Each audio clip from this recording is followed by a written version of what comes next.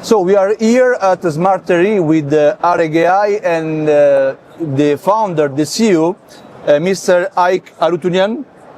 Thank you, Paolo. Thank you. And the first question is about the technology, the system that you develop, that you create. Can you please walk us through the Areg.Ai software and the robot system? Of course. So we first started with creating the ultimate ERP system for solar power plant.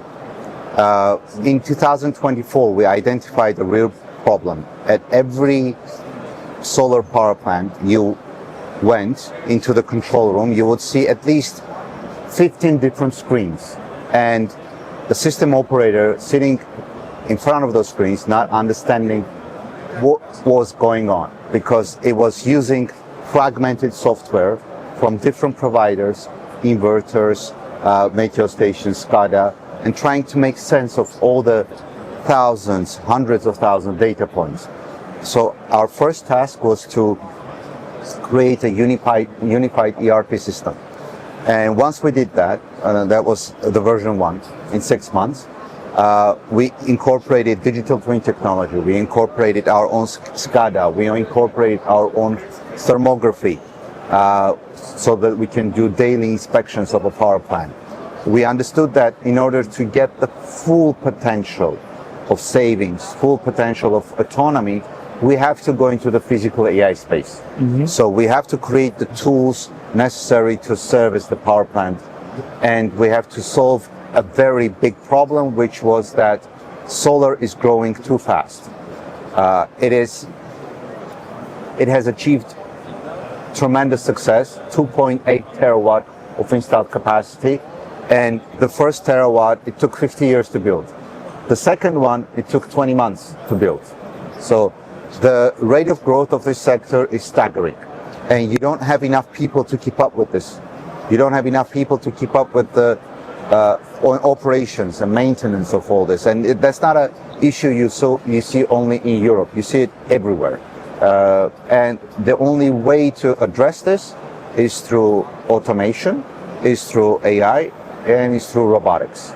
And that's why we went into the physical AI space to create the robots which would help humans maintain the power plants, operate the power plants, and do the repetitive, sometimes dangerous tasks on the power plants, and leave humans to work only with super intelligent system and oversee that system almost.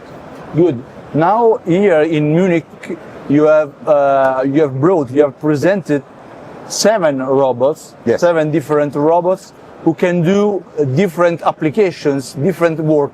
Can you please describe each one of that? I would love to. So we have the Firebot, mm-hmm.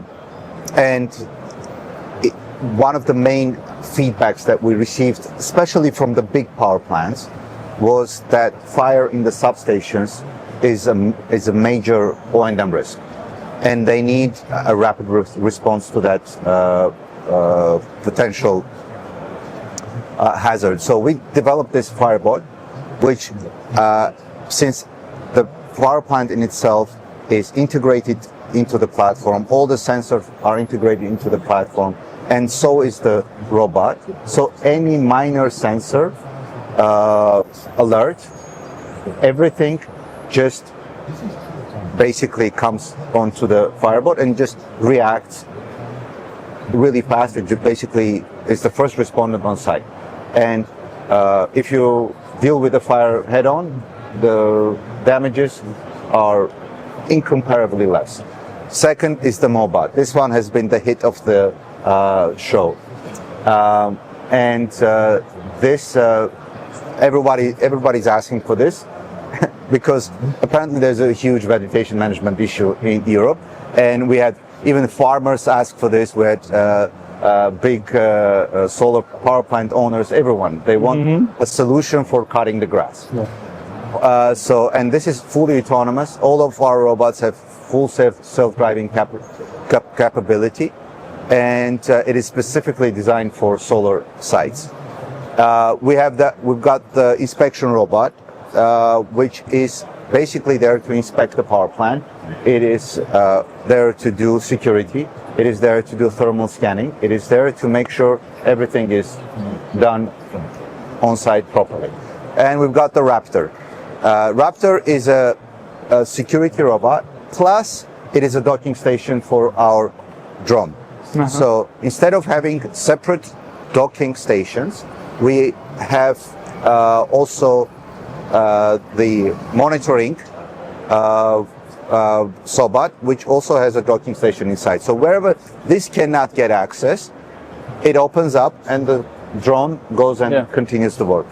And that's the Snowbot, the another one, which is there to clear the routes, to clear the snow paths, for the robots to work, for the crews to work, and to clean the snow underneath the panels so that the trackers can work properly. Another one of that is over there, and it's called the Armbot. So each power plant requires torquing, because from the temperature differences, the bolts loosen up, and if you want your power plant to be stable, you need to periodically tighten the bolts, and it is a very big cost. We've heard from one of the developers that they paid $10,000 for a 20 megawatt power plant, one-time torquing to crew. This one does it from day till morning. It's his only task to make sure everything is tightened, to make sure all the bolts are tight. So, and this is not all. I mean, the Seabot you already know, which is a stationary cleaning robot, and it does a daily cleaning of the panels.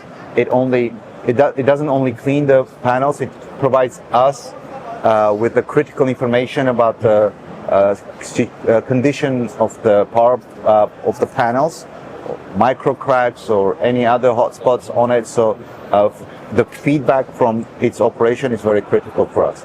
And we have many more in development, because we have in-house R&D and we have in-house manufacturing capacity.